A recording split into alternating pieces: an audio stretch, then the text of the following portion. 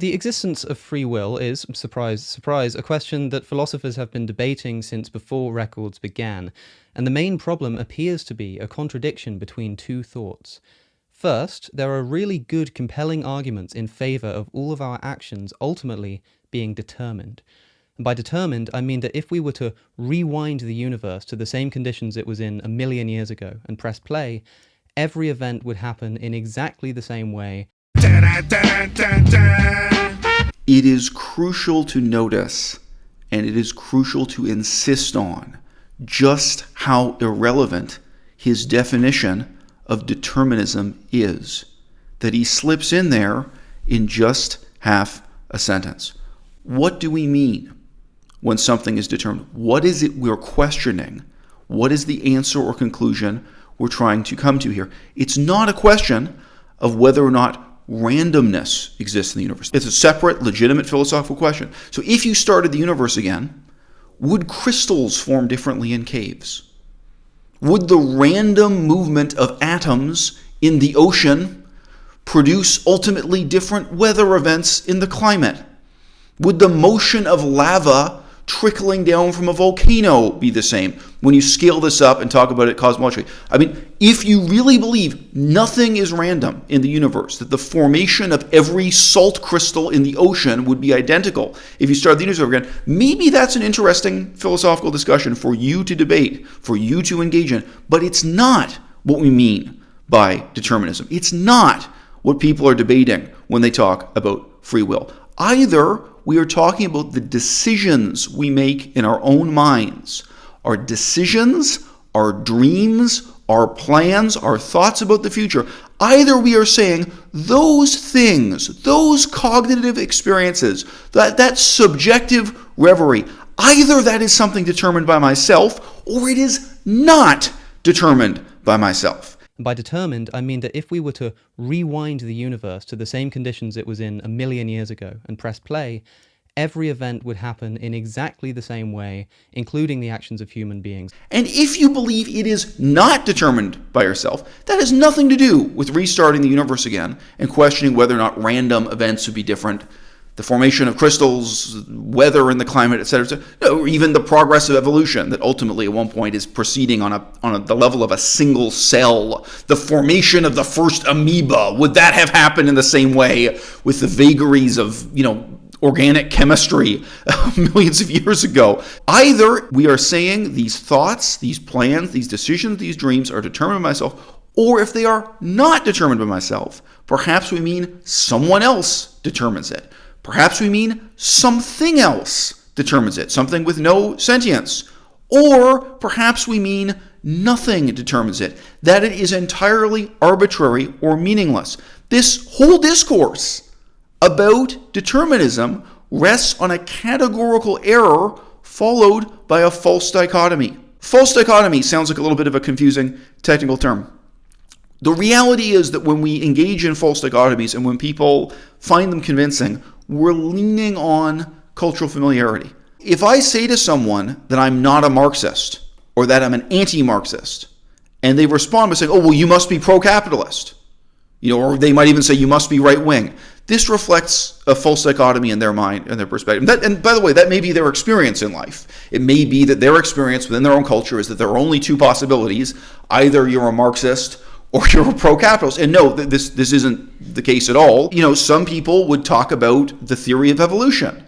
And if somebody says they're against the theory of evolution, then the assumption is that they must be a creationist. And creationist is obviously very culturally specific. Oh, you must be a Christian who supports this view of creationism, etc., etc. Maybe not. Maybe they are a Buddhist who grew up in traditional Buddhist culture and they have a completely alien set of reasons for being opposed to. Now, again, my point is not that any of these points of view is more valid than the other, but very often we indulge in thinking in terms of false dichotomies. Oh, there are only two possibilities here. Like either you support determinism or you support free will.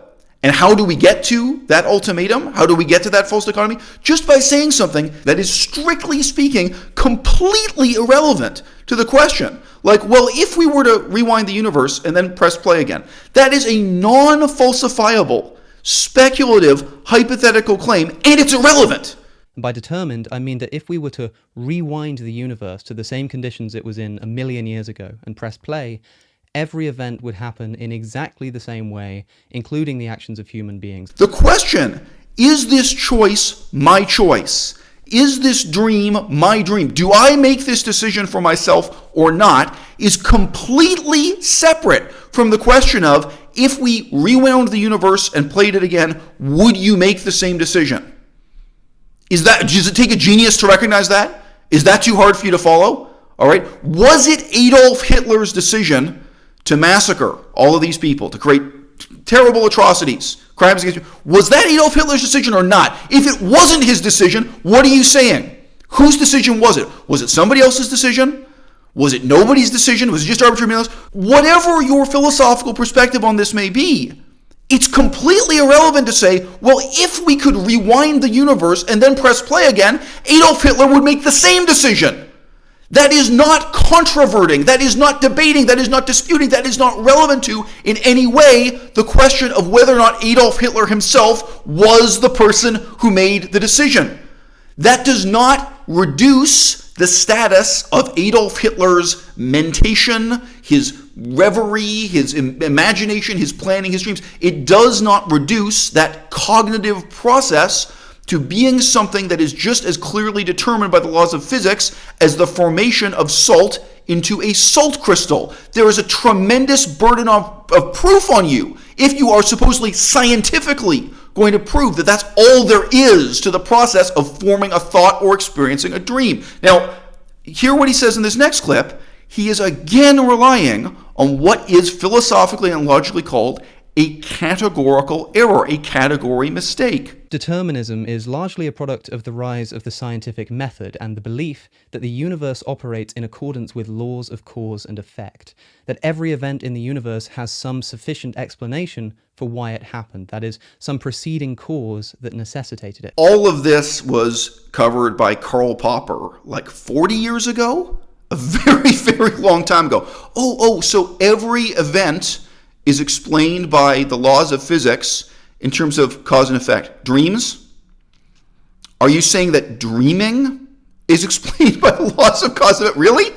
That can't be random and arbitrary and meaningless? Oh, and you're saying within physics, there's nothing in the universe that's random and arbitrary and meaningless, just truly random, where it's not determined one way or another, that in fact there are theoretical physicists who say if you reround the universe and play it again, it could go either way. There's just no sufficient reason for one thing. You don't think that's a debate that exists within physics? Okay, but Karl Popper's point would be, what you're doing here is mixing up different domains of knowledge. The types of claims made by Sigmund Freud, the types of claims made about the human psyche, the human imagination, dreaming when you're asleep, and also dreaming in the sense of being awake and wondering what you're going to do with your future, planning, maybe you should go to university and study to be a poet, and maybe you should go to university and study to become a stockbroker and financial analyst. That process that you're doing, that abstract, reflective, speculative thought you're engaging in, without some evidence that proves that it is truly equivalent to the formation of a salt crystal out of salt, why would anyone presume to take the laws of physics and extend them with no evidence to dreaming? And how dare you glorify this pseudo-religious New Age horseshit of believing in determinism, absolutely playing the same role that the Christian God did before, that the Jewish God, that the Muslim God did before, of deciding each and every tiny decision you make, secretly lurking just above your heads like a floating angel. How dare you justify that as a scientific perspective when every step of your argument is relying on inviting the audience to believe in things that are unseen, have no evidence, are not falsifiable, are not scientific, and if they were true, would not change anything that could ever be measured, measurable, provable. One of the problems with theories about the speed of light in the past was whether or not any of them could be proven. Like, well, if you can have one theory that light is a ray and another theory that it's a kind of wave, you have different theories about the different types of particles of light. Up to a certain point in the 20th century, it's like, okay, we have different theoretical approaches to explaining what light is and how it functions. Is it something more like a radio wave, or something more like an atom, or what?